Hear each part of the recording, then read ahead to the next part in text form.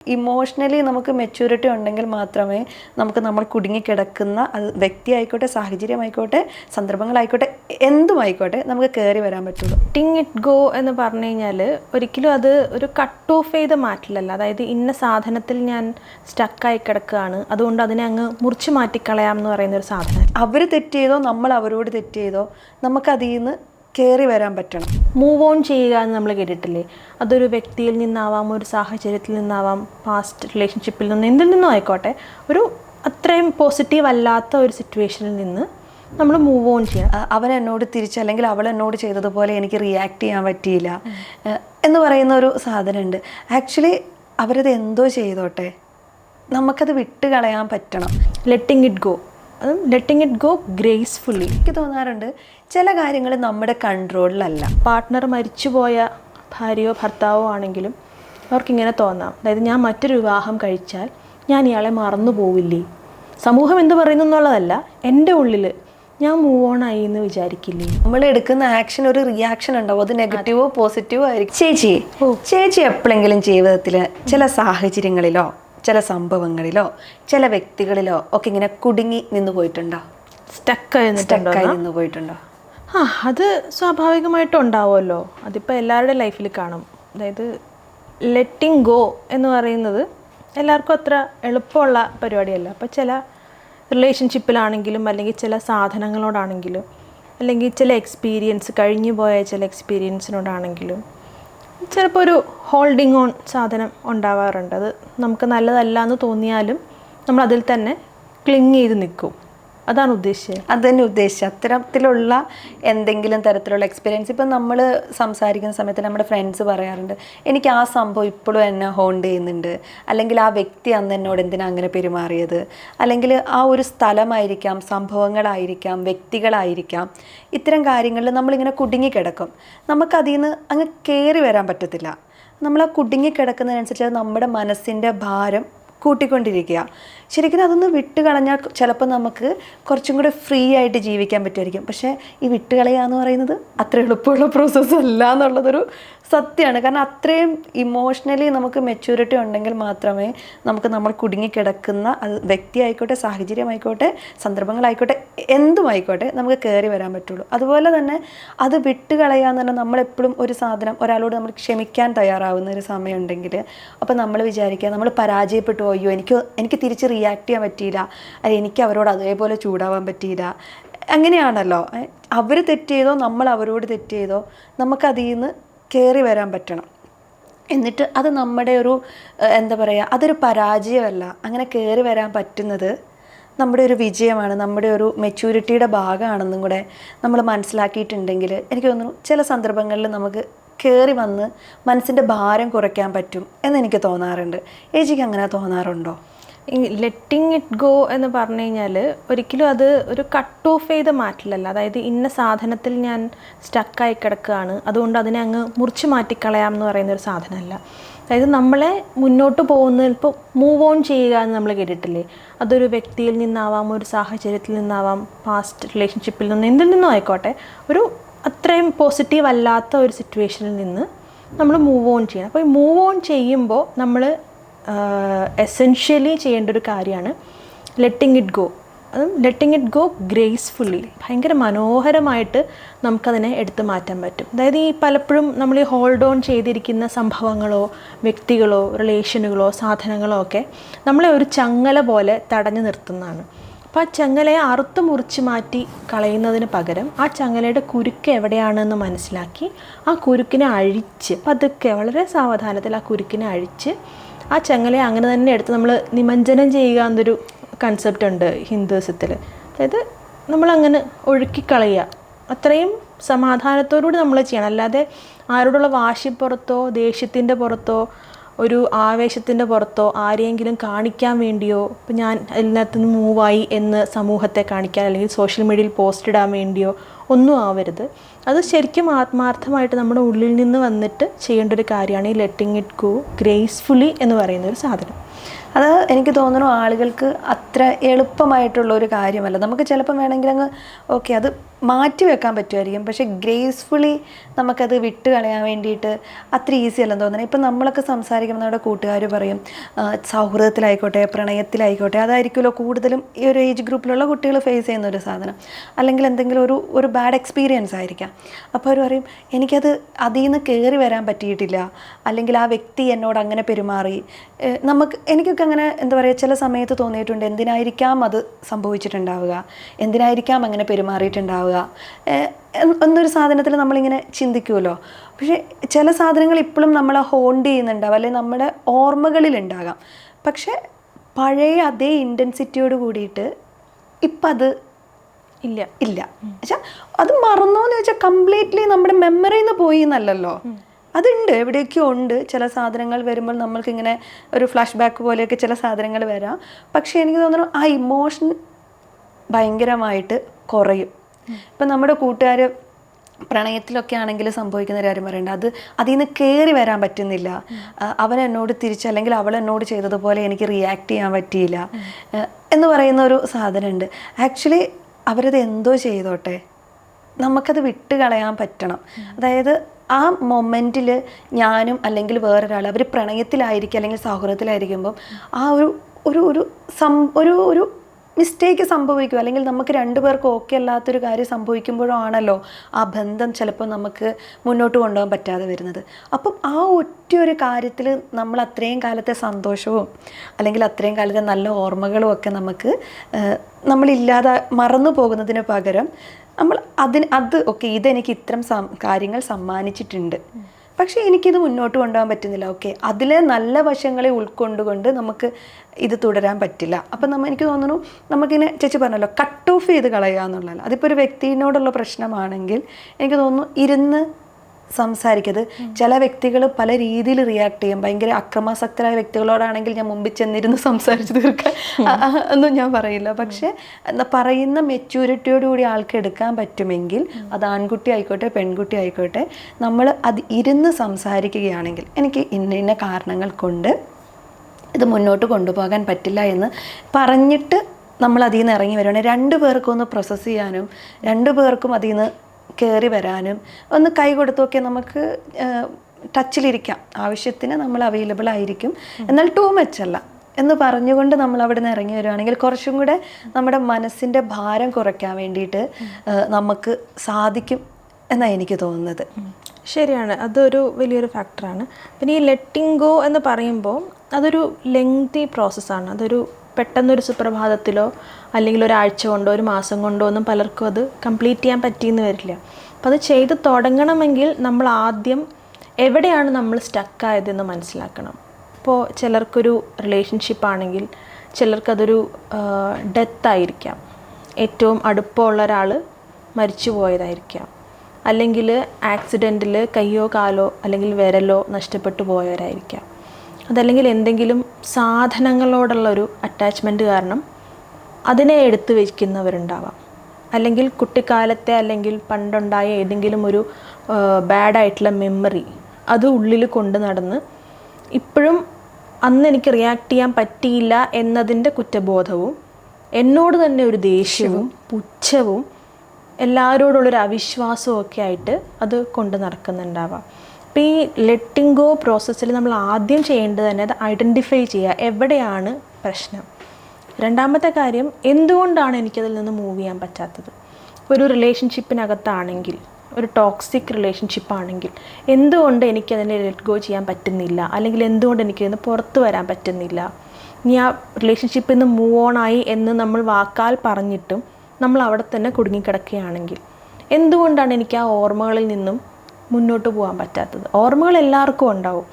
ഒരു നല്ലൊരു മഴയുള്ളൊരു ഈവനിങ്ങിൽ ഒരു കട്ടൻ കാപ്പിയും കുടിച്ച് നമ്മുടെ ഉള്ളിലെ ഓർമ്മകളൊക്കെ അയവർക്കാൻ സുഖമുള്ള പരിപാടിയാണ്. ഓർമ്മകൾ ഇല്ലാണ്ടായി പോകേണ്ട ആവശ്യമൊന്നുമില്ല. പക്ഷേ ആ ഓർമ്മകൾ നമ്മളെ അടുത്ത ഒരു സ്റ്റെപ്പ് എടുക്കുന്നതിൽ നിന്നും പിന്തിരിപ്പിക്കുന്നുണ്ടെങ്കിൽ അവിടെ നമ്മൾ ആലോചിക്കണം, എന്തുകൊണ്ട് എനിക്കിത് കഴിയുന്നില്ല.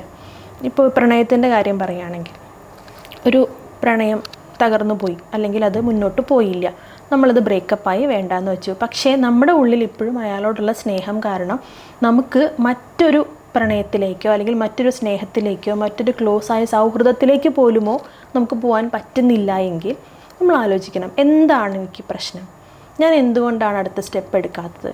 ഇത് ഒരു പക്ഷേ അവർ രണ്ടുപേരും കൂടി ഡിസ്കസ് ചെയ്ത് വേണ്ടാന്ന് വെച്ചൊരു ബന്ധമായിരിക്കാം. അങ്ങനെയാണെങ്കിൽ പിന്നെയും ഞാൻ എന്തിനാണ് ഇതിൽ കിടക്കുന്നത്?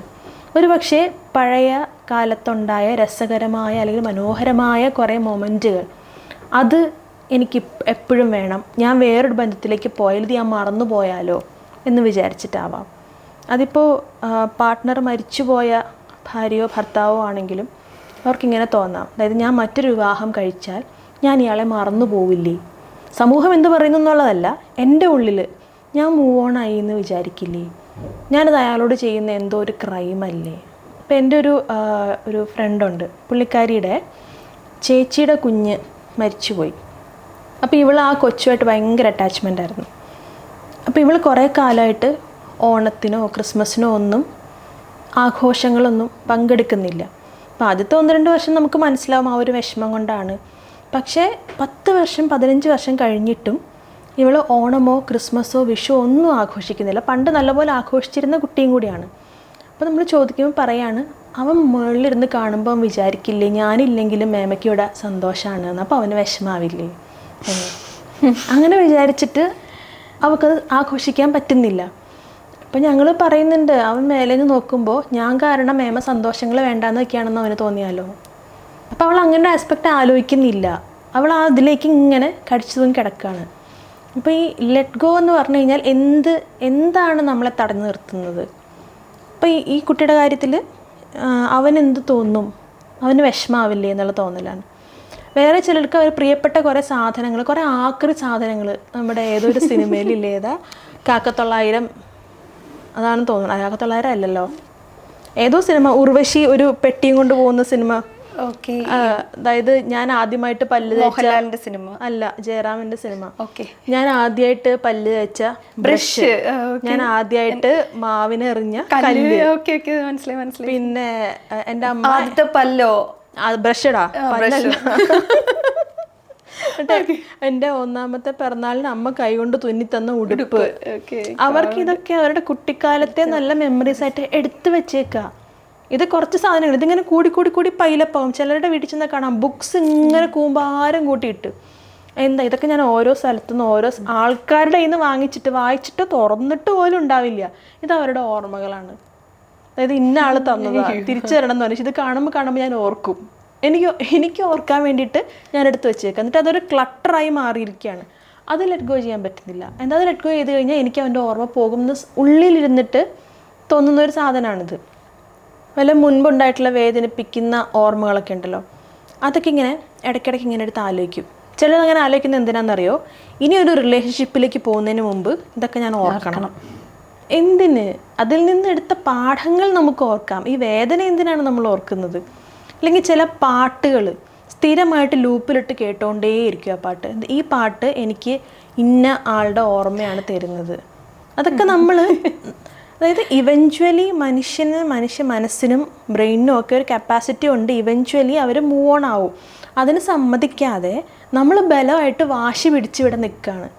ഇല്ല, ഞാൻ ഇതൊന്നും മുന്നോട്ട് പോകണ്ട, എനിക്കിവിടെ മതി, ഞാനിവിടെ ഹാപ്പിയാണ്. ഇല്ലേ? അങ്ങനെയുണ്ട്. ഞാനതിലിങ്ങനെ പാട്ടിനെ കുറിച്ച് പറഞ്ഞപ്പോൾ ഇങ്ങനെ കൂട്ടുകാരുണ്ട്, ഒരു പാട്ട് പ്ലേ ചെയ്തിട്ടുണ്ട്, അപ്പോഴത്തേനും ആളിങ്ങനെ ഇതെനിക്ക് പണ്ട് ഒരാൾ പാടിത്തന്ന പാട്ടാണെന്ന് പറഞ്ഞിട്ട് അങ്ങനെ ഇരിക്കുന്നു. അപ്പം ഞാൻ വേഗം അതിലേക്ക് ഇങ്ങനെ കണക്ട് ചെയ്തൊന്നല്ല കേട്ടോ. പക്ഷെ അതുപോലെയുണ്ട് എനിക്ക് തോന്നാറുണ്ട് ചില കാര്യങ്ങൾ നമ്മുടെ കൺട്രോളിലല്ല.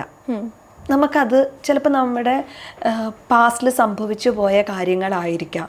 അത് നമ്മുടെ കൺട്രോളിൽ ഇപ്പോൾ ഇല്ല. ഇപ്പം എനിക്ക് പുറകോട്ട് പോയിട്ട് അത് തിരുത്താൻ കഴിയില്ല. അപ്പം അതിന് തിരുത്താൻ കഴിയില്ല എന്ന് ഞാൻ മനസ്സിലാക്കണം, അല്ലെങ്കിൽ അതിൽ കുടുങ്ങിക്കിടക്കുന്ന ആളുകൾ മനസ്സിലാക്കി മുന്നോട്ട് പോവുക എന്ന് പറയുന്ന ഒരു കാര്യമുണ്ടല്ലോ. ചിലപ്പോൾ നമ്മൾ ഒരാളോട് പെരുമാറിയത് മോശമായിപ്പോയി, ഓക്കെ, ഇനി അത് ആവർത്തിക്കാതിരിക്കാൻ എന്ത് ചെയ്യാം എന്നേ നമുക്കിനി നോക്കാൻ പറ്റുള്ളൂ. അല്ലെങ്കിൽ അവരോട് നമുക്ക് ആത്മാർത്ഥമായിട്ട് ക്ഷമ ചോദിക്കാം.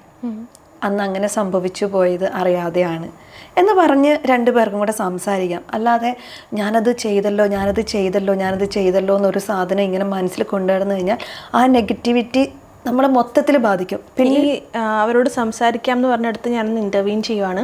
ഇപ്പോൾ രണ്ട് പേര് തമ്മിൽ, അല്ലെങ്കിൽ ഇപ്പോൾ ഒരാളോട് മറ്റൊരാൾ പറഞ്ഞൊരു വാചകമോ അല്ലെങ്കിൽ അയാൾ പറഞ്ഞ ഒരു അസ്ഥാനത്തുള്ളൊരു തമാശയോ എന്തോ നമ്മുടെ ഉള്ളിൽ കുടുങ്ങി. നമ്മളത് കുറേ കാലം കൊണ്ടു നടക്കുന്നു. പക്ഷെ നമ്മൾ സംസാരിച്ച് തീർക്കാൻ തീരുമാനിക്കുന്നു. നമ്മളവിടെ ചെല്ലുന്നു, അയാളോട് പറയുന്നു, സംസാരിക്കുന്നു. പക്ഷേ നമ്മൾ വിചാരിക്കുന്ന റെസ്പോൺസ് അല്ല അവിടെ നിന്ന് കിട്ടുന്നത്. അതായത് അയാൾ ഇതിനൊട്ടും പോസിറ്റീവായല്ല കാണുന്നതെന്ന് വിചാരിക്കുക. അതായത് ഇതിനൊക്കെയാണോ നീ വിഷമിക്കുന്നത്, എന്നെ അത്ര പോലും നിനക്ക് മനസ്സിലാവില്ലെങ്കിൽ എനിക്ക് ഈ ഫ്രണ്ട്ഷിപ്പ് വേണ്ട എന്ന് അയാൾ പറയുകയാണെങ്കിൽ അതിനെ അക്സെപ്റ്റ് ചെയ്യാനായിട്ട് മനസ്സ് നമുക്ക് വേണം. അല്ല, നമ്മൾ എടുക്കുന്ന ആക്ഷൻ ഒരു റിയാക്ഷൻ ഉണ്ടാവും. അത് നെഗറ്റീവോ പോസിറ്റീവോ ആയിരിക്കും. അത് നമ്മൾ ഉൾക്കൊള്ളാൻ തയ്യാറായിട്ട് തന്നെ ഇത്ര മൂവ് നടത്താൻ പാടുള്ളൂ. കാരണം നമ്മൾ ഇപ്പോൾ ഞാൻ ചേച്ചിയായിട്ടൊരു പ്രശ്നം ഉണ്ടാവും. അപ്പോൾ ഞാൻ വിചാരിക്കണം, ഓക്കെ ചേച്ചീനോട് എന്നാൽ ഇരുന്ന് സംസാരിച്ചേക്കാം എന്ന് വിചാരിച്ച് ചെല്ലുമ്പോൾ ഈ പ്രശ്നം കൊണ്ടാണോ നീ ഇവിടെ വരെ വന്നേ, ഞാനെന്തോ വലിയ കാര്യത്തിന് വന്നാന്നൊക്കെ പറഞ്ഞിട്ടായിരിക്കും ചിലപ്പോൾ അത് ഡീൽ ചെയ്യുന്നുണ്ടാവുക. അപ്പം അതെനിക്ക് എൻ്റെ അടുത്തൊരു മാനസികാഘാതമായിരിക്കും എനിക്കത് തരുന്നത്. അപ്പോൾ എനിക്ക് തോന്നുന്നു ആക്ച്വലി അങ്ങനെ നമ്മളൊരു കാര്യം സംസാരിച്ച് തീർക്കാൻ ഒരാളോട് ശ്രമിക്കുകയാണെങ്കിൽ അയാൾ നമ്മൾ പ്രതീക്ഷിക്കാത്ത രീതിയിലുള്ള പലതരത്തിലുള്ള റിയാക്ഷൻ തന്നേക്കാം എന്നുകൂടി നമ്മൾ പ്രതീക്ഷിക്കണം.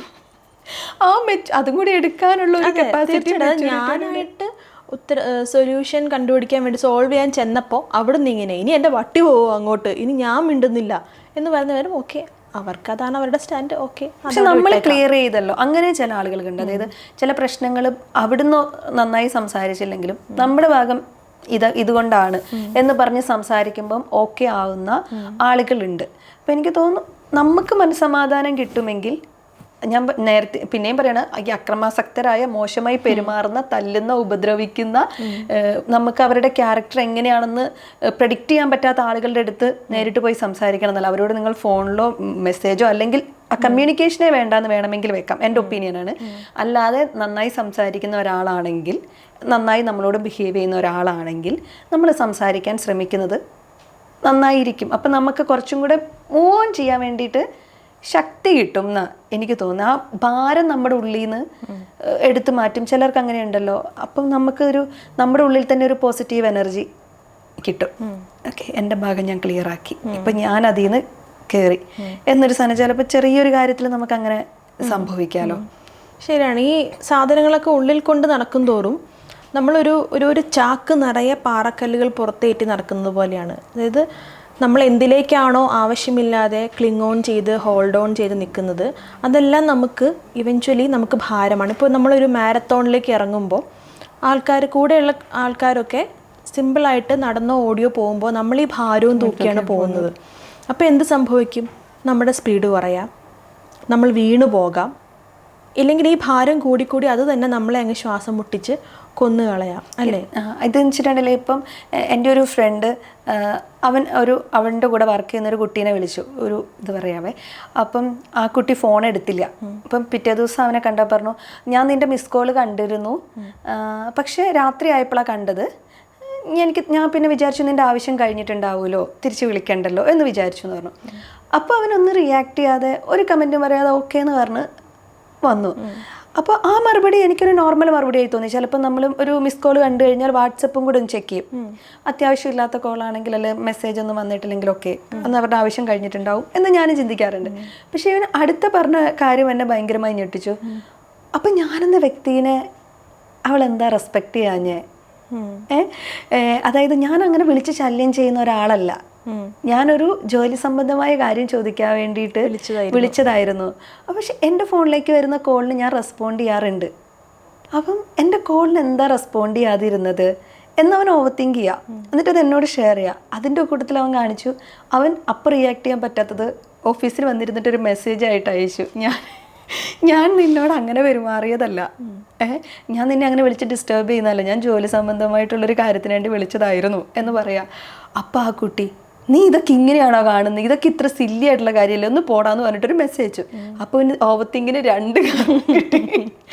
എൻ്റെ ഇമോഷൻ ഇവിടെ വാല്യൂ തരുന്നില്ല എന്നുള്ള സാധനം കൂടിയായി. അതായത് ആ സൗഹൃദം എനിക്ക് തോന്നുന്നത്, ഞാൻ എല്ലാ കോളുകളും തിരിച്ച് വിളിക്കുമെങ്കിൽ അപ്പുറം നിൽക്കുന്ന ആളും അങ്ങനെ റിയാക്ട് ചെയ്യണം എന്നൊരു സാധനം. പക്ഷെ ആ പെൺകുട്ടിയുടെ സ്ഥലത്ത് ഞാനാണെങ്കിലും അങ്ങനെ ആ ആദ്യത്തെ ആക്ഷൻ സെയിം ആയിരിക്കും എന്ന് ഞാനും വിചാരിച്ചു. രണ്ടാമത്തെ ആക്ഷൻ ആണെങ്കിൽ ചിലപ്പോൾ സോറിയടാ ഞാൻ അങ്ങനെയൊന്നും ഉദ്ദേശിച്ചിട്ടല്ല പറഞ്ഞതെന്നായിരിക്കും എൻ്റെ രണ്ടാമത്തെ മെസ്സേജ്. പക്ഷെ അതൊരു ആളുകളുടെ റിയാക്ഷനും എടുക്കാനുള്ളൊരു കപ്പാസിറ്റി ഒരു ദിവസം അതിനുള്ളിൽ അവൻ കുടുങ്ങിക്കിടന്നു എന്നുള്ളതാണ്. നമ്മൾ പെൺകുട്ടികളുടെ ഓവർ തിങ്കിങ്ങിനെ കുറിച്ചൊക്കെ പറയുമ്പോൾ ആൺകുട്ടികളും കുഞ്ഞു വിഷയത്തിൽ സ്റ്റക്കായി ഓവർ തിങ്ക് ചെയ്യുന്നുണ്ട്. പക്ഷെ അവരുടേത് നമ്മൾ അറിയുന്നുണ്ടാവില്ല. അപ്പം അത് പറയാനുള്ളൊരു സ്പേസ് കിട്ടിയപ്പോൾ എൻ്റെ അടുത്ത് പറഞ്ഞപ്പോൾ ഞാനും വേന്ന് വണ്ടറിപ്പോൾ ചില കോളൊന്നും ഞാനും എടുക്കില്ല, എന്നിട്ട് വാട്സപ്പിൽ ടെക്സ്റ്റ് ചെയ്യാം. അപ്പം എനിക്ക് തോന്നുന്നു നമ്മൾ ഈ ആളുകളുടെ റിയാക്ഷൻസും എപ്പോഴും സ്മൂത്ത് ആയിരിക്കണമെന്ന് പ്രതീക്ഷിക്കരുത്. അതുപോലെ തന്നെ നമുക്കുള്ളിൽ ദേഷ്യമുള്ള ആളുകളോട് നമുക്കത് വിട്ട് കളയാൻ പറ്റണം. നമ്മളിപ്പോൾ അത് പറഞ്ഞു. പക്ഷെ അതിലൊരു പറയുമ്പോൾ നമ്മളോട് തെറ്റ് ചെയ്ത ആൾക്കാരോട് നമ്മൾ ക്ഷമിക്കണം എന്നൊന്നും അല്ല അത് ഉദ്ദേശിക്കുന്നത്. നമ്മളോട് അയാൾ എന്താണോ ചെയ്തത്, അപ്പം നമുക്ക് എന്താണോ ഫീൽ ചെയ്തത്, ആ ഫീലിങ് നമ്മുടെ ഉള്ളിൽ കിടന്ന് നമ്മളെ വേദനിപ്പിക്കുകയാണ്. ആ വേദനിപ്പിക്കുന്ന ഫീലിങ്ങിനെ നമ്മൾ പതുക്കെ നമ്മളോട് തന്നെ ക്ഷമിക്കുന്നു. ഇപ്പം നമ്മളോട് തന്നെ നമുക്ക് തോന്നില്ലേ, ഞാൻ എന്താ ഇങ്ങനെ റിയാക്ട് ചെയ്തേ, ഞാൻ എന്താ ഇങ്ങനെ ആയിപ്പോയേ, ഈ ടോക്സിക് ആണെന്ന് അറിഞ്ഞുകൊണ്ട് ഞാൻ എന്തിനാ ഇത്രയും കാലം ഇതിൽ നിന്നേ. അപ്പം നമ്മളോട് തന്നെ ആദ്യം ക്ഷമിക്കണം. അതായത് നമുക്ക് ആ സമയത്ത് സ്വയം കുറ്റപ്പെടുത്താതിരിക്കണം. കുറ്റപ്പെടുത്തും, പക്ഷേ അതുപോലെ തന്നെ നമുക്ക് ക്ഷമിക്കാനും പറ്റണം. അതായത് നമ്മൾ എന്തുകൊണ്ട് ആ സമയത്ത് അങ്ങനെ ഡിസിഷൻ എടുത്തു, നമുക്ക് അന്ന് അതേ കഴിയുള്ളായിരുന്നു, അല്ലെങ്കിൽ ഇതിനേക്കാളും ബെറ്റർ ഉണ്ടെന്ന് നമുക്ക് അറിയില്ലായിരുന്നു, ഇതിനപ്പുറത്തേക്ക് എന്ത് ചെയ്യാം, നമ്മുടെ അറിവില്ലായ്മകളുണ്ട് കുറേ, അതിനൊക്കെ നമ്മളങ്ങ് ക്ഷമിക്കുക. നമ്മളോട് തന്നെ ക്ഷമിച്ചിട്ട് നമ്മളെ ആ വേദനയിൽ നിന്ന് മോചിപ്പിക്കുക. ആ ചെയ്ത ആളോട് ക്ഷമിക്കണം എന്നൊന്നും അല്ല പറയുന്നത്, അതിന് കറക്റ്റായിട്ടുള്ള ആക്ഷൻ എടുക്കുക. അതിപ്പോൾ നിയമപരമായിട്ടാണെങ്കിൽ അങ്ങനെ, അതല്ല അയാളുമായിട്ടുള്ള എല്ലാ ബന്ധങ്ങളും അവസാനിപ്പിക്കണം എന്നാണെങ്കിൽ അങ്ങനെ, എന്താണെന്ന് വെച്ചാൽ അത് ന്യായമായിട്ടുള്ള കാര്യം ചെയ്യുക. പക്ഷെ അതിന് മുന്നേ നമ്മളോട് ക്ഷമിക്കണം. നമ്മളോട് ക്ഷമിച്ചാൽ മാത്രമേ നമുക്ക് ആ ഉള്ളിൽ കിടക്കുന്ന ആ ഒരു ചങ്ങലേനെ നമുക്ക് പുറത്തേക്ക് കളയാൻ. അങ്ങനെ ഒരു സോഷ്യൽ പ്രഷറും കൂടി ഉണ്ട് നമുക്കതിൽ നിന്ന് വിട്ടുപോരാൻ പറ്റാത്തത്. ഇപ്പം ഒരു പ്രണയമാണെങ്കിൽ ചേച്ചി ഇപ്പം അങ്ങനെ പറഞ്ഞുകൊണ്ട് ഞാനത് മെൻഷൻ ചെയ്യാം. കാരണം കൂട്ടുകാരെന്ത് പറയും, കൂട്ടുകാരോട് ഞാൻ എങ്ങനെ ഈ റിലേഷൻഷിപ്പ് ബ്രേക്ക് ആക്കി എന്ന് പറയും. അങ്ങനെയുള്ള റിലേഷൻഷിപ്പുകളിൽ അല്ലെങ്കിൽ ഒരു വർഷമായി, 2 വർഷമായി, 3 വർഷമായി ഈ പ്രണയത്തിലായി പോയി എന്നതുകൊണ്ട് നമുക്ക് ടോക്സിക് റിലേഷൻഷിപ്പിൽ നിന്ന് പോകുന്ന ആളുകളുണ്ട്. ഞാൻ എങ്ങനെ, ഞങ്ങളുടെ ഫ്രണ്ട്സ് കോമണാ, അപ്പോൾ ഈ ഗ്രൂപ്പിനെ ഞാൻ ഔട്ടായി പോവും. ഇപ്പം ഞാൻ ഇതിനോട് നോ പറഞ്ഞിട്ടുണ്ടെങ്കിൽ ആണോ പെണ്ണോ ഞാനൊരു തെറ്റുകാരിയായി മാറും. എല്ലാവർക്കും പോളിഷായൊരു വശമായിരിക്കും ഒരാളുടെ അറിയാവുക. അതെനിക്ക് തോന്നുന്നു ടോക്സിക് പേഴ്സൻ്റെ ഏറ്റവും നല്ല വശമായിരിക്കും അപ്പുറം നിൽക്കുന്ന ആൾക്ക് അറിയുണ്ടാവുക. അപ്പോൾ ഈ കൂട്ടുകാർക്കിടയിൽ നമ്മൾ ഒറ്റപ്പെടുവോ എന്നുള്ളൊരു അല്ലെങ്കിൽ ഒരു സോഷ്യൽ പ്രഷറും കൂടി ഉണ്ടെന്ന് തോന്നുന്നു ഡിസിഷൻ എടുക്കാൻ നമ്മൾ ഭയക്കുന്നതിന് ഒരു കാരണം. അപ്പം നമ്മൾ ആ ടോക്സിസിറ്റിയിലോ ആ ബന്ധം, അത് സൗഹൃദമായിക്കോട്ടെ, പ്രണയമായിക്കോട്ടെ, എന്ത് തരത്തിലുള്ള ബന്ധമായിക്കോട്ടെ, ഓഫീസ് സ്പേസിലെ ബന്ധമായി, എന്ത് ബന്ധമായിക്കോട്ടെ, പക്ഷെ അത്തരമൊരു ഭയവും കൂടി നമ്മളെ ഡിസിഷൻ എടുക്കാൻ വേണ്ടിയിട്ട് എന്താ പറയുക, എടുക്കണോ വേണ്ടിയോ എന്ന് ചിന്തിപ്പിക്കുന്നത് ഒരു ഫാക്ടറാണ് എന്ന് തോന്നുന്നു. ഇപ്പോൾ നമ്മൾ ഈ ലെറ്റിങ് ഇറ്റ് ഗോ ഗ്രേസ്ഫുള്ളി എന്ന് പറഞ്ഞാൽ അതിൽ പല സ്റ്റെപ്സായിട്ട് നമുക്കിതിനെ ലെറ്റ് ഗോ ചെയ്യാം. അതിലൊന്ന് നമ്മൾ ആദ്യം പറഞ്ഞു എന്താണ് പ്രശ്നം എന്നുള്ളത് നമ്മൾ അക്സെപ്റ്റ് ചെയ്യുക. അതായത് നമ്മളിങ്ങനെ സ്റ്റക്കാവുന്നുണ്ട്, ഞാൻ ഇങ്ങനെ ഒരു കാര്യത്തിൽ സ്റ്റക്കാണ്, അല്ലെങ്കിൽ ഈ മെമ്മറി എന്നെ ഇപ്പോഴും ഹോണ്ട് ചെയ്യുന്നുണ്ട്, അല്ലെങ്കിൽ ഈ സാധനങ്ങൾ ഇപ്പോഴും ഞാൻ സൂക്ഷിച്ച് വെക്കുന്നുണ്ട് മെമ്മറി ആയിട്ട്. അങ്ങനെ എന്താണോ നമ്മളെ ഹോണ്ട് ചെയ്തുകൊണ്ടിരിക്കുന്നത് അതിനെ ആദ്യം നമ്മൾ റെക്കഗ്നൈസ് ചെയ്ത് അതിനെ അക്സെപ്റ്റ് ചെയ്യുക. ഓക്കെ, ഞാൻ ഇങ്ങനെ ആവുന്നുണ്ട്. രണ്ടാമത് നമ്മൾ ചെയ്യേണ്ട കാര്യം, എന്താണ് ഇതിൽ നിന്ന് മൂവ് ഓൺ ചെയ്യാൻ എന്നെ പിടിച്ചു നിർത്തുന്നത്? ഭയമാണോ? ഇപ്പോൾ കുറേ കാലം നമ്മളൊരു ഓർമ്മ ഇങ്ങനെ കൊണ്ട് നടന്ന് സൂക്ഷിച്ച് അത് നമുക്കൊരു ഹാബിറ്റായി മാറും. ഇനി അയാളുടെ ഓർമ്മകളൊക്കെ എടുത്ത് മാറ്റുക എന്ന് പറഞ്ഞു കഴിഞ്ഞാൽ അയാളുടെ ഓർമ്മകളില്ലാത്ത ഞാൻ ഇൻകംപ്ലീറ്റ് ഞാനാണോ? അല്ലെങ്കിൽ എൻ്റെ ഒരു പ്രീവിയസ് ബിലീഫ്, ഇപ്പോൾ ബിലീഫുകൾ മാറുന്നവരുണ്ടല്ലോ, ഇപ്പോൾ രാഷ്ട്രീയമായിക്കോട്ടെ, റിലീജിയസ് ആയിക്കോട്ടെ, പണ്ട് വിശ്വസിച്ചിരുന്നതല്ല ഇവിടെ നിന്ന് അങ്ങോട്ട് ഞാൻ വിശ്വസിക്കുന്നത്. അതെല്ലാ കാര്യത്തിലും വരും, എന്ത് കാര്യത്തിലും വരും. അപ്പം അങ്ങനെ വിശ്വസിക്കുമ്പോൾ അപ്പം ഞാൻ പണ്ട് ചെയ്തതൊക്കെ തെറ്റാണെന്ന് വരില്ലേ എന്നൊരു സാധനം ഉണ്ടല്ലോ. അപ്പോൾ എന്തുകൊണ്ടാണ് ഞാനതിൽ ക്ലിങ് ഓൺ ചെയ്യുന്നതെന്ന് നമുക്ക് തന്നെ കണ്ടുപിടിക്കാൻ പറ്റുള്ളൂ. എന്താണ് നമ്മളതിൽ നിന്ന് തടഞ്ഞു നിർത്തുന്ന സാധനം. ഇനി അടുത്ത് അതിൽ നിന്ന് നമുക്ക് എന്താണ് മനസ്സിലാക്കാൻ പറ്റുക? അതിൽ നമുക്ക് നമ്മളെ ആയിരിക്കും ഏറ്റവും കൂടുതൽ മനസ്സിലാക്കാൻ പറ്റുക.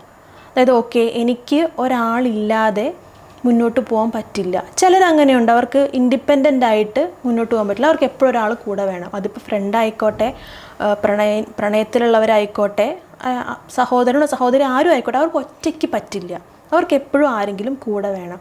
അത് ചിലപ്പോൾ നമ്മൾ റിയലൈസ് ചെയ്യുന്നത് ഇങ്ങനെ ഇരുന്ന് ആലോചിക്കുമ്പോഴായിരിക്കും. ഓക്കെ, എനിക്കപ്പോൾ ഒറ്റയ്ക്ക് ഇരിക്കാനാണ് പറ്റാത്തത്. ഒറ്റയ്ക്ക് ഇരിക്കുമ്പോൾ എന്താ എനിക്ക് ഒറ്റയ്ക്ക് ഇരിക്കാൻ പറ്റാത്തത്? അപ്പോൾ എനിക്ക് എൻ്റെ പഴയ ഓർമ്മകളെല്ലാം വരുന്നു. ഒറ്റയ്ക്ക് ഇരിക്കുമ്പോഴാണ് കഴിഞ്ഞു പോയ നെഗറ്റീവ് ഓർമ്മകളും വേദനിപ്പിക്കുന്ന ഓർമ്മകളും വരുന്നത്. അപ്പോൾ എന്തുകൊണ്ടാണ് ഞാനതൊന്നും മര്യാദയ്ക്ക് പ്രോസസ്സ് ചെയ്തിട്ടില്ല. അതുകൊണ്ട് ഞാനിങ്ങനെ അതിൽ നിന്നും ഡൈവേർട്ട് ചെയ്ത് പോയിക്കൊണ്ടിരിക്കുകയായിരുന്നു. വേദന വരുന്നു എന്ന് കാണുമ്പോൾ ഞാൻ വേറെ എന്തെങ്കിലും ഇൻവോൾവ് ആവും. അപ്പോൾ തൽക്കാലത്തേക്ക് അതിനെ ഞാനങ്ങ് മറികടക്കും. പക്ഷെ അതവിടെ ഉള്ളിൽ കിടക്കുന്നുണ്ട്. അപ്പോൾ ഞാൻ എപ്പോഴാണോ സമാധാനമായിട്ട് ഒറ്റയ്ക്ക് ഇരിക്കുന്നത് അപ്പോൾ ഇതെല്ലാം കൂടി വരും. അതുകൊണ്ട് എനിക്ക് ഒറ്റയ്ക്ക് ഇരിക്കാൻ പറ്റില്ല. അപ്പോൾ നമ്മൾ പഠിക്കണം. ഓരോ ഹോൾഡിങ് ഓണിൽ നിന്നും എന്താണ് നമ്മളെ തടഞ്ഞു നിർത്തുന്നതിൽ നിന്നും ഇൻട്രോസ്പെക്റ്റ് ചെയ്യുമ്പോൾ നമുക്ക് നമ്മളെക്കുറിച്ച് കൂടുതൽ മനസ്സിലാകും. അതിൽ നിന്ന് നമ്മൾ ലെസൺ. അപ്പോൾ ഏത് നെഗറ്റീവ് ബന്ധമാണെങ്കിലും അതിൽ നിന്ന് എന്തെങ്കിലും ഒരു പോസിറ്റിവിറ്റി നമുക്ക് കിട്ടിയിട്ടുണ്ടാവും. ഒന്നുമില്ലെങ്കിലും ബന്ധം എങ്ങനെ ആവരുത് എന്നൊരു പാഠമെങ്കിലും നമുക്ക് കിട്ടിയിട്ടുണ്ടാവും. മനസ്സിലോർത്തതേ ഉള്ളൂ, എങ്ങനെ മറ്റൊരാളോട് പെരുമാറരുത് എന്ന് നമ്മൾ പഠിച്ചു. അത് ഞാൻ കോളേജിൽ പഠിക്കുമ്പോൾ എൻ്റെ ഒരു സാറ് പറയുമായിരുന്നു, നിങ്ങളൊരു ക്ലാസ്സും കട്ട് ചെയ്യരുത്. കാരണം നാളെ നിങ്ങളൊരു ടീച്ചറോ അല്ലെങ്കിൽ ഒരു പാരൻറ്റോ ഒക്കെ ആയിക്കഴിഞ്ഞാൽ എങ്ങനെ ഒരു ടീച്ചറും പാരൻറ്റും ആവരുത് എന്ന് മനസ്സിലാക്കാനെങ്കിലും നിങ്ങൾക്ക് പറ്റും. ഏത് മോശം ക്ലാസ്സിൽ നിന്നും നിങ്ങൾക്കൊരു പാഠം കിട്ടും എന്ന് സാറ് പറയുമായിരുന്നു. അപ്പോൾ അതുപോലെയാണ് ഏത് മോശം റിലേഷൻഷിപ്പോ അല്ലെങ്കിൽ ഏത് മോശം എക്സ്പീരിയൻസും ആയിക്കോട്ടെ, അതിൽ നമ്മളൊരു പാഠം പഠിച്ചിട്ടുണ്ട്. ഒന്നുകിൽ നമ്മുടെ ചുറ്റിനും നിന്നിരുന്ന ആളുകളെ പറ്റി, അല്ലെങ്കിൽ നമ്മളെ പറ്റി, അല്ലെങ്കിൽ നമ്മൾ ചെയ്യേണ്ടിയിരുന്ന എന്തിനെയോ പറ്റി, നമ്മൾ അങ്ങനെ ആയിരുന്നില്ല ചെയ്യേണ്ടിയിരുന്നത് എന്നതിനെ പറ്റി. ഇത്രയും പീപ്പിൾ പ്ലീസിങ് വേണ്ടായിരുന്നു എന്ന് വരെ വേണമെങ്കിൽ നമുക്ക് പഠിക്കാം. ഞാൻ എന്തിനായിരുന്നു ഇവരെയൊക്കെ സന്തോഷിപ്പിക്കാൻ വേണ്ടി ഓരോന്ന് ചെയ്തത്? അവസാനം എനിക്ക് ആരുമില്ല. അല്ലെങ്കിൽ ഞാൻ അങ്ങനെ ചെയ്യാൻ പോയതാണ് എനിക്ക് തിരിച്ചടി കിട്ടിയത്. അങ്ങനെ നമുക്ക് എന്താണോ പാഠം കിട്ടുന്നത് അതിനെ ഉൾക്കൊള്ളുക. വ്യക്തികളാണത് ഇൻവോൾവ് ആയിരിക്കുന്നതെങ്കിൽ അവരിൽ നിന്നും ഗ്യാപ്പ് എടുക്കുക, സമാധാനപരമായിട്ട് അകന്നു മാറുക. നമ്മൾ നമ്മളെ പ്രൊട്ടക്റ്റ് ചെയ്തുകൊണ്ട് തന്നെ മുന്നോട്ട് പോവുക, നമ്മളോട് തന്നെ ക്ഷമിക്കുക. അങ്ങനെ ചെയ്യുന്ന സമയത്ത് എനിക്ക് തോന്നുന്നു ഒരു സോഷ്യൽ മീഡിയയിൽ നിന്ന് ഒരു കട്ട് ചെയ്യുന്നത് നന്നാവും എന്ന് തോന്നുന്നു. ഒരാൾക്ക് സൗഹൃദങ്ങൾ ചിലത് നെഗറ്റീവായിട്ടുണ്ട്, അപ്പം ആൾക്കതിൽ നിന്ന് കയറി വരണം. പക്ഷെ ആളെന്ത് ചെയ്യും? ഇവരിടുന്ന ഫോട്ടോസും സ്റ്റോറീസും ഒക്കെ നോക്കിക്കൊണ്ടിരിക്കും. സ്ടോക്കിംഗ്. എന്നിട്ട് അതിൽ പെയിൻ എടുത്തിട്ട് രാത്രി ഉറങ്ങാൻ പറ്റുന്നില്ല, ഞാനില്ലാതെ അവർ സന്തോഷിക്കുന്നുണ്ട്, എന്നെ ഇത്രയും അവർ വേദനിപ്പിച്ചതല്ലേ എന്ന് എന്നോട് വന്നിട്ട് പറയാം. അപ്പം ഞാൻ അവരോട് പറയുന്നൊരു കാര്യമുണ്ട്, നമുക്ക് ആ സോഷ്യൽ മീഡിയ കുറച്ച് നാളത്തേക്കെങ്കിലും ആ സ്റ്റാറ്റസുകൾ മ്യൂട്ട് ചെയ്യേ, അല്ലെങ്കിൽ അത് കാണുന്നതിൽ നിന്നും അങ്ങ് ഒഴിവാക്ക്. പക്ഷെ അത് ആളുകൾക്ക് പറ്റുന്നില്ല. അപ്പം എനിക്ക് തോന്നുന്നു നമ്മളാണ് ഏറ്റവും ഇമ്പോർട്ടൻ്റ്. അപ്പോൾ നമ്മൾ ഒരു കുഴി കിടക്കുകയാണ്. നമ്മൾ കയറി വന്നാലായിരിക്കും നമ്മുടെ പാരൻസിനും നമ്മുടെ സിബ്ലിങ്സിനും നമ്മുടെ ഫ്രണ്ട്സിനും അല്ലെങ്കിൽ നമ്മുടെ റിലേഷൻഷിപ്പിലാണെങ്കിൽ അവിടെയും ഒക്കെ ഒരു ഹാപ്പിനെസ് കൊണ്ടുവരാൻ പറ്റും. ഇപ്പം കുറേ പേര് നമ്മളോട് പറയുന്നു അവൾക്ക് എന്നും മൂഡ് ഓഫാ, അവനെന്നും മൂഡ് ഓഫാ. അപ്പം നമ്മൾ ആദ്യം സ്വയം ഒന്ന് കയറി വന്നാൽ മാത്രമേ നമുക്ക് മറ്റുള്ളവരെ, നമ്മുടെ ചുറ്റുമുള്ളവരെ നമുക്ക് സന്തോഷിപ്പിക്കാൻ പറ്റുള്ളൂ. അതെ, ആർക്കും പെർമനൻ്റ്ലി വേറൊരാളുടെ സങ്കടം കേട്ടോണ്ടിരിക്കാൻ ഇഷ്ടമുണ്ടാവില്ല. അപ്പോൾ എനിക്ക് തോന്നുന്നു നമ്മൾ മനസ്സിലാക്കി നമ്മൾ സ്നേഹിച്ച് തുടങ്ങും, ബാക്കി എല്ലാം ഹാപ്പി ആകും. ഇപ്പോൾ എനിക്ക് ചില സമയത്ത് ഞാൻ ഇരുന്നിട്ടുണ്ട്, എൻ്റെ കൂട്ടുകാർ അങ്ങനെ ഞാൻ ഇങ്ങനെ ചെയ്താൽ അങ്ങനെ ചിന്തിക്കില്ലേ. ഒരു പോയിന്റ് കഴിഞ്ഞ് കഴിഞ്ഞപ്പോൾ എനിക്ക് മനസ്സിലായി, ഞാൻ അവർക്ക് വേണ്ടി നിന്ന സമയങ്ങളുണ്ടാവുമല്ലോ നമ്മുടെ ലൈഫിൽ. പക്ഷെ നമ്മൾ വളർന്നുകൊണ്ടിരിക്കുകയാണല്ലോ. എനിക്കിതായിരുന്നു ആവശ്യം. എനിക്ക് ചിലപ്പോൾ നമുക്ക് ഒറ്റയ്ക്കിരിക്കാനായിരിക്കും ആവശ്യം, അല്ലെങ്കിൽ നമുക്ക് അത് വേണ്ടായിരിക്കും. ഈവൻ ഒരു ഭക്ഷണം ആയിക്കോട്ടെ, നമുക്കത് ആവശ്യം ഉണ്ടാവില്ല ചിലപ്പോൾ. പക്ഷെ നമ്മൾ കഴിക്കും. പക്ഷേ ഞാൻ എപ്പോഴും പറയുന്ന മറ്റുള്ളവരുടെ ഇഷ്ടത്തിനെതിരെ നിൽക്കണം, അല്ലെങ്കിൽ നമ്മളതിനൊപ്പം നിന്ന് ഹാപ്പിനെസ് ഫുള്ളായിട്ട് ഇല്ലാതാക്കണം എന്നല്ല പറയണേ. പക്ഷെ നമ്മുടെ മേളിലേക്ക് അടിച്ചേൽപ്പിക്കുന്നതിന് നമ്മൾ നിന്ന് കൊടുക്കരുത്. അത് സൗഹൃദമായിക്കട്ടെ. അപ്പം നാം പറഞ്ഞു വന്നത്, നമ്മൾ ആദ്യം ഒരു വലിയ കുഴിയിലാണെങ്കിൽ അതിപ്പം സുഹൃത്തുക്കളോടോ അല്ലെങ്കിൽ മറ്റുള്ളവരോടോ ഒക്കെ ഒരു പരിധിയുണ്ട് നമ്മൾ പറയുന്നതിനും നമ്മൾ കേൾക്കുന്നതിനും. ഞാൻ മനസ്സിലാക്കുന്നത് തന്നെയാണ്. ഇപ്പോൾ എല്ലാ ദിവസവും രാവിലെ ഞാൻ കരഞ്ഞ് പാർവതി ചേച്ചിനെ വിളിച്ചിട്ടുണ്ടെങ്കിൽ ഒരു 10 ദിവസം ചേച്ചി എന്നെ ഒറ്റ കാര്യമായിരിക്കും എന്നോട് പറയുന്നത്, എടി നീ അത് വിട്ടുകളാ, നീ അത് അൺഇൻസ്റ്റാൾ ചെയ്യ്, അല്ലെങ്കിൽ നീ ആ ബസ്സിന് പോകണ്ട, വേറൊരു ബസ്സിന് പോകും. ഒറ്റൊരു ആക്ഷനിൽ എൻ്റെ ഒരു ഹാപ്പിനെസ് അല്ലെങ്കിൽ എൻ്റെ ഒരു മൊത്തം എൻ്റെ മെൻ്റൽ ഹെൽത്തിന് അത് ഗുണകരമാകുമായിരിക്കും. അത് ഞാൻ ചെയ്യുന്നില്ലെങ്കിലും 10ാമത്തെ ദിവസം ഞാൻ വിളിച്ച് പറഞ്ഞാൽ ചേച്ചി എന്താ എന്നോട് പറയാൻ അതാ പറഞ്ഞത്. അതായത് നമ്മൾ കയറി വരിക, നമ്മുടെ ചുറ്റുമുള്ളവരെയും നമ്മൾ ഹാപ്പി ആക്കുക. നമ്മൾ കുഴി കിടന്നിട്ട് ബാക്കി എല്ലാം കൂടെ നമുക്ക് നന്നാക്കാൻ നോക്കിയിട്ടുണ്ടെങ്കിൽ നടക്കത്തില്ല. അപ്പം നമുക്ക് വേണ്ടാത്ത കാര്യങ്ങൾ, ചേച്ചി പറഞ്ഞ പോലെ തന്നെ നമുക്ക് വേണ്ടാത്ത ഇടങ്ങളിൽ നിന്നാണെങ്കിലും സംഭവങ്ങളിൽ സാഹചര്യങ്ങളിൽ നിന്നാണെങ്കിലും ആർക്കും ബുദ്ധിമുട്ടില്ലാത്ത രീതിയിൽ മാറി നിൽക്കുക. അതുപോലെ ഈ മാറ്റം എന്ന് പറയുന്നുണ്ടല്ലോ, അത് ഭയങ്കരമായിട്ട് നമ്മൾ മനസ്സിലാക്കേണ്ട ഒരു കാര്യം. നമ്മുടെ ലൈഫിൽ ഒന്നും പെർമനൻ്റ് അല്ല. അതിപ്പോൾ വ്യക്തികളായിക്കോട്ടെ, സാഹചര്യങ്ങളായിക്കോട്ടെ, മോശമായിക്കോട്ടെ, നല്ലതായിക്കോട്ടെ. ചിലർക്ക് ഉണ്ടാവുമല്ലോ തേഞ്ഞ അവസ്ഥ, സാമ്പത്തികമായിട്ടും സാമൂഹികമായിട്ടും ഒക്കെ വല്ലാതെ കഷ്ടപ്പെടുന്ന, സ്ട്രഗിൾ ചെയ്യുന്ന ഒരു സ്റ്റേജ്. അപ്പോഴും നമ്മൾ ഓർക്കുക ഇത് പെർമനൻ്റ് അല്ല, ഇത് മാറും. അതുപോലെ നമ്മുടെ ലൈഫിൽ കുറേ നല്ല ആൾക്കാരുണ്ടെങ്കിൽ അപ്പോഴും നമ്മൾ വിചാരിക്കണം ഇത് മാറും. കുറേ മോശം ആൾക്കാരാണെങ്കിൽ അപ്പോഴും വിചാരിക്കുക ഇത് മാറും. കാരണം ഒന്നും പെർമനൻ്റ് അല്ല, ഇങ്ങനെ മാറിക്കൊണ്ടിരിക്കുക. അത് മനസ്സിലാക്കി അതങ്ങ് അക്സെപ്റ്റ് ചെയ്താൽ തന്നെ നമ്മുടെ ഒരുവിധപ്പെട്ട പ്രശ്നങ്ങളൊക്കെ തീരും. നമ്മൾ കേട്ടിട്ടില്ലേ ദിസ് ടു ഷാൽ പാസ് എന്നൊരു, ഒന്നും പെർമനൻ്റ് അല്ല എന്ന് മനസ്സിലാക്കിയാൽ തന്നെ ഒരുമാതിരിപ്പെട്ട ആ ഒരു ഹോൾഡിങ് ഓണുകളൊക്കെ നമുക്ക് പതുക്കെ അക്സെപ്റ്റ് ചെയ്യാൻ പറ്റും, വിട്ട് കളയാൻ പറ്റും ഗ്രേസ്ഫുള്ളായിട്ട്. ഇനി പറയുമ്പോൾ ലെറ്റിങ് ഇറ്റ് ഗോ ഗ്രേസ്ഫുള്ളി എന്ന് കേൾക്കുമ്പോൾ ഭയങ്കര മനോഹരമായൊരു വാചകമൊക്കെയാണ്. പക്ഷേ എങ്ങനെ നമുക്കിത് പ്രാവർത്തികമാക്കാൻ പറ്റും? അതായത് നമ്മളിങ്ങനെ നമുക്ക് മനസ്സിലാവും നമ്മുടെ ഉള്ളിലേക്ക് ആ തോട്ട് എപ്പോഴാണ് വരുന്നതെന്നുള്ളത്. അപ്പോൾ അങ്ങനത്തെ തോട്ടുകൾ കടന്നു വരുമ്പോൾ നമ്മുടെ മൈൻഡിനെ നമ്മൾ ഡീവിയേറ്റ് ചെയ്യുക എന്നുള്ളതാണ് ആദ്യം ചെയ്യേണ്ടത്. അതായത് 1-2 സെക്കൻഡുകൾക്കോ അല്ലെങ്കിൽ 10-15 സെക്കൻഡ് നേരത്തേക്കോ നിൽക്കുന്ന തോട്ടാണെങ്കിൽ ഓക്കെ. ഇതിങ്ങനെ വന്നുകൊണ്ടേ ഇരിക്കുകയാണെന്നുണ്ടെങ്കിൽ നമ്മൾ അതിൽ പെട്ടു പോവാതിരിക്കുക. അതൊരു ചുഴലി പോലെയാണ്.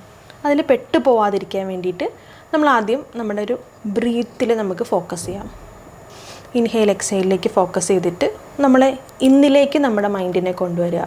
കഴിഞ്ഞതിലേക്ക് തടഞ്ഞു നിൽക്കാതെ ഇന്നിലേക്ക് കൊണ്ടുവരാൻ നോക്കാം. പിന്നെ നമുക്ക് ചിലർക്കുണ്ട് ഈ ഓർമ്മകൾ കടന്നു വരുമ്പോൾ ചിലരുടെ കൈയൊക്കെ ഇങ്ങനെ ചുരുട്ടി ഇങ്ങനെ ഇരിക്കുന്നതാണ്. ഇങ്ങനെ ചിലർ ചെയ്തുകൊണ്ടിരുന്ന കാര്യങ്ങൾ നിർത്തും. ചിലർക്ക് പെട്ടെന്ന് ഒരു സാധനമായിരിക്കും വരിക. അതായത് പാനിക് അറ്റാക്ക് അല്ല, അതൊരു സാധനം, ഒരു പാങ്, ഒരു സൈ ഒക്കെ വരും. അപ്പോൾ എവിടെയാണ്, ഏത് ബോഡി പാർട്ടിലേക്കാണെന്ന് വരുന്നതെന്ന് ശ്രദ്ധിച്ച് അതിലേക്ക് നമ്മുടെ അറ്റൻഷൻ മാറ്റും. ഓക്കെ, നമുക്ക് അവിടെ കുറച്ച് സ്ട്രെസ്സ് വരുന്നുണ്ട്, നമുക്കത് റിലീസ് ചെയ്യാം, നമുക്കൊന്ന് സമാധാനമായിട്ട് ഒന്നും നടന്നിട്ട് വന്നിരിക്കാം. ആ ഒരു സിറ്റുവേഷനിൽ നിന്ന് നമ്മുടെ ബോഡിയെയും നമ്മുടെ മൈൻഡിനെയും നമുക്കൊന്ന് റിലീവ് ചെയ്ത് കൊടുക്കാം. ഇനി ഹെൽത്തി ആയിട്ട് ചെയ്യാൻ പറ്റുന്ന വേറൊന്നാണ് ജേർണലിങ്. അതായത് എഴുതി വയ്ക്കാം. അതായത് ഇന്ന തോട്ട്സ് എനിക്കുണ്ട്, അല്ലെങ്കിൽ ഇന്ന കാര്യങ്ങൾ ഞാനിപ്പോഴും ആവശ്യമില്ലാതെ മുറുക്കി പിടിക്കുന്നുണ്ട്, അതിനെ ഞാൻ മാറ്റണം. അതിൻ്റെ അപ്പുറത്തെ പേജിൽ തന്നെ പകരം ഞാൻ അതിനെ ഇന്ന കാര്യങ്ങൾ കൊണ്ട് പോസിറ്റീവായിട്ട് റീപ്ലേസ് ചെയ്യണം എന്ന് എഴുതി വയ്ക്കുക.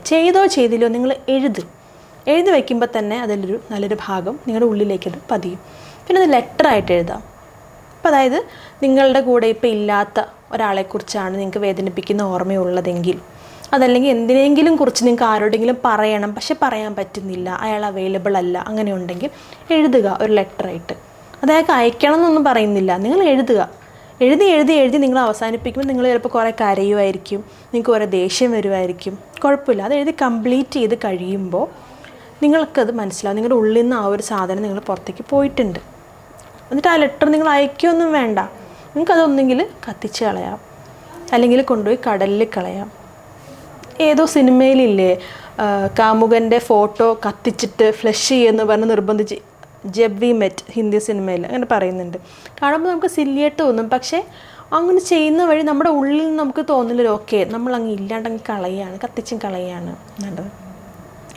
പിന്നെയുണ്ട് ഡീക്ലട്ടറിങ്. ചിലരെ നമ്മൾ കണ്ടിട്ടില്ലേ, മനസ്സ് ഓക്കെ അല്ലെങ്കിൽ അവർ വീട് വൃത്തിയാക്കാൻ തുടങ്ങും. വൃത്തിയായിട്ടിരിക്കുന്ന വീടായിരിക്കും, എന്നാലും തുടയ്ക്കണം, അല്ലെങ്കിൽ സാധനങ്ങളൊന്ന് റീഅറേഞ്ച് ചെയ്യണം. ചിലരുടെ ഉള്ളിൽ അതൊരു മനഃപൂർവ്വം അല്ലാതെ നടക്കുന്നൊരു പ്രോസസ്സാണ്. നന്നായി ഭക്ഷണം കഴിക്കും, ചില നന്നായിട്ട് കുക്ക് ചെയ്യാൻ തുടങ്ങും. അതായത് അവരത് ചെയ്യുമ്പോൾ ഓക്കെ ഞാൻ നല്ല ഭംഗിയായിട്ട് എന്തോ ചെയ്യുന്നു എന്നൊരു സാധനം. ഡീക്ലട്ടറിങ് ആണ് ഏറ്റവും ക്ലീനിങ്. അതായത് കുറേ സാധനങ്ങൾ എടുത്തങ്ങ് മാറ്റി കഴിയുമ്പോൾ വല്ലാത്തൊരു നമുക്കൊരു സ്വാതന്ത്ര്യം കിട്ടിയ ഫീലിംഗ്. അത് പെൺകുട്ടികൾക്ക് പ്രത്യേകിച്ച് മനസ്സിലാവും. നമ്മുടെയൊക്കെ ഉടുപ്പുകൾ എന്നൊക്കെ പറഞ്ഞു കഴിഞ്ഞാൽ നമ്മൾ മാറ്റി വയ്ക്കുന്ന കുറേ ഉടുപ്പാണ്. ഇത് ഞാൻ മെലിയുമ്പോൾ ഇടാൻ വയ്ക്കുന്നത്, ഇത് ഞാൻ വയറ് കുറയുമ്പോൾ ഇടാൻ വയ്ക്കുന്നത്, ഇത് ഞാൻ എവിടെയെങ്കിലും പുറത്ത് പോകുമ്പോൾ ഇടാൻ, അതായത് ഇവിടെയൊന്നും ഇടാനുള്ള കോൺഫിഡൻസ് ഇല്ല, ഞാൻ ഇൻ്റർനാഷണൽ ട്രിപ്പ് പോകുമ്പോൾ ഇടാൻ വേണ്ടി വയ്ക്കുന്നതെന്നും പറഞ്ഞ് കുറേ സാധനങ്ങൾ വർഷങ്ങളായിട്ട് അനക്കാതെ അവിടെ ഇരിപ്പുണ്ടാവും. അപ്പം അതൊക്കെ എടുത്ത് ആർക്കെങ്കിലും വേറെ ഇടുന്ന ആർക്കെങ്കിലും കൊടുക്കുക, അല്ലെങ്കിൽ മോശമായിട്ടിരിക്കുകയാണെങ്കിൽ അത് അവിടെ നിന്ന് ഒഴിവാക്കുക. അതൊക്കെ ചെയ്ത് കഴിയുമ്പോൾ ഒരു ക്ലെൻലിനെസ് നമുക്ക് തോന്നും, എന്തോ ഒരു പ്രോസസ്സ് നമ്മൾ ചെയ്തതുപോലെ നമുക്ക് തോന്നും. അങ്ങനെ എന്തെങ്കിലും ചെയ്യുക. അപ്പോൾ ഇതിലൊക്കെ നമ്മൾ മനസ്സിലാക്കേണ്ട കാര്യം, ഇത് ഒറ്റയടിക്ക് തീരുന്ന ഒരു സാധനമല്ല. നമ്മുടെ ഓർമ്മകളിൽ നിന്നോ അല്ലെങ്കിൽ നമ്മളെ തടഞ്ഞു നിർത്തുന്ന ആ ഒരു പഴയ സാധനങ്ങളിൽ നിന്നും മുന്നോട്ട് പോകുക എന്നുള്ളത് പെട്ടെന്ന് സുപ്രഭാതം നടക്കില്ല. അത് ഇവഞ്ച്വലി മാത്രം നടക്കുന്ന ഒരു പ്രോസസ്സാണ്. അത് ചിലപ്പോൾ മാസങ്ങളെടുത്തേക്കാം, ചിലപ്പോൾ വർഷങ്ങളെടുത്തേക്കാം. ചിലർ കണ്ടിട്ടില്ലേ, ഒരു പ്രണയബന്ധം തകർന്നിട്ട് അടുത്ത പ്രണയത്തിലേക്ക് പോകാൻ അവർക്ക് ചിലപ്പോൾ 6-7 വർഷം എടുത്തിട്ടുണ്ടാവാം. That is okay. അവരുടേതായ ടൈം കൊടുക്കുക. ഇതിപ്പോൾ പഴയ എന്തെങ്കിലും കുട്ടിക്കാലത്തുണ്ടായ മെമ്മറികളാണെങ്കിൽ അതിനെ പ്രോപ്പറായിട്ട് സമയമെടുത്ത് തന്നെ അതിനെ ഹീൽ ചെയ്യുക. ചില മുറിവുകൾ അങ്ങനെയാണ്, നമുക്ക് ഉണങ്ങാൻ ഒരുപാട് സമയമെടുക്കും. അത് നമ്മൾ തിരക്ക് കൂട്ടിയിട്ട് കാര്യമില്ല, നമ്മൾ പശ ഒട്ടിച്ചിട്ടും കാര്യമില്ല. മുറിവ് പശ ഒട്ടിക്കുക എന്താണെന്നറിയാമല്ലോ, അത് കൂടുതൽ അതിനെ വേഴ്സനാക്കുകയുള്ളൂ. അപ്പോൾ താൽക്കാലിക റെമഡികളൊന്നും വേണ്ട, തിരിച്ചറിയുക, സമയം കൊടുക്കുക. അതെ, അത്രയേ ഉള്ളൂ. അതുപോലെ തന്നെ ഇത് ചെയ്യുന്നത് കൊണ്ട് നമുക്കുണ്ടാകുന്ന പ്രയോജനങ്ങളുണ്ടല്ലോ. നമുക്ക് കിട്ടുന്ന ഒരു ലൈറ്റ് ഹാർട്ടഡ് ഫീലിംഗ് ഉണ്ട്. കുറേ ഭാരം കൊണ്ട് നടന്നിട്ട് അതങ്ങ് ഇറക്കി വയ്ക്കുമ്പോൾ കിട്ടുന്ന ഒരു ഫീല്. അതേപോലെ ഇതിങ്ങനെ കൊണ്ട് നടക്കുമ്പോൾ നമ്മളെ തന്നെ ഒരു പ്രിസണിലാക്കുക ചെയ്യുന്നത്. എന്നെ കൊണ്ടൊന്നിനും കൊള്ളില്ല, അല്ലെങ്കിൽ ഞാനിനി പ്രണയിക്കാൻ പാടില്ല, അല്ലെങ്കിൽ ഞാനിനി ആ വഴിക്ക് ഞാൻ പോകാൻ പാടില്ല, ആ കരിയർ എനിക്ക് കൊള്ളില്ല, കാരണം അവിടുത്തെ ഒരു ജോലിക്ക് പോയി അവിടെ എന്നെ പെർഫോമൻസ് മോശമാണെന്ന് അവന് പറഞ്ഞു വിട്ടു, ഞാനതിന് കൊള്ളില്ല. അങ്ങനെയല്ല, ആ സാഹചര്യത്തിന് പറ്റിയില്ല എന്നേ ഉണ്ടാവുള്ളൂ. വേറൊരിടത്ത് നിങ്ങൾ എക്സൽ ചെയ്തേക്കാം. അപ്പോൾ ഒന്നും ഗ്രഡ്ഫുള്ളായിട്ടോ അല്ലെങ്കിൽ വേദനിപ്പിക്കുന്ന തരത്തിലോ വെച്ചുകൊണ്ടിരിക്കാത്തടത്തോളം കാലം നമുക്കൊരു ലൈറ്റർ ഫീലിംഗ് ആണ്. നമുക്ക് ലൈഫിനെ കുറച്ചും കൂടി മൈൻഡ്ഫുള്ളായിട്ട് ജീവിക്കാൻ പറ്റും.